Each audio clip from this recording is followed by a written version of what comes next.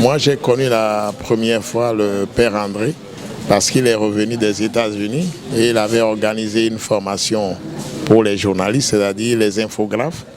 Et j'ai remarqué déjà que c'est quelqu'un qui aimait beaucoup le métier de journaliste et que quand il s'agissait de cela, il n'avait pas de complexe parce qu'il était un prêtre. Vous savez que les prêtres ont une série de réserves, mais que lui, on a remarqué chez lui une grande ouverture d'esprit, Et puis c'est quelqu'un aussi qui est très fraternel, très respectueux, très courtois. Lorsque vous lui demandez un devoir spirituel, il le fait aussi, comme quand vous lui demandez de participer à des rencontres professionnelles, il le fait aussi. Et je sais qu'il est préoccupé aussi par la qualité de la profession.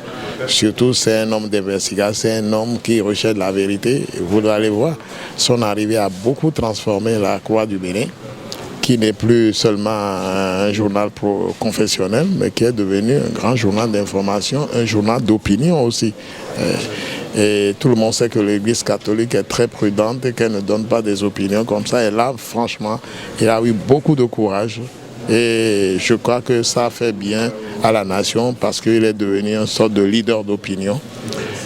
C'est une façon pour lui d'aider notre pays aussi à sortir de l'impasse politique, d'aider notre pays aussi sur le plan social et d'aider aussi notre pays sur le plan spirituel. Et vous allez voir même que dans la croix aujourd'hui, ça fait plaisir de lire la croix, même ce qui est la foi est rendu d'une façon légère, attrayante. Donc ça veut dire que c'est un grand professionnel qui a dirigé la croix.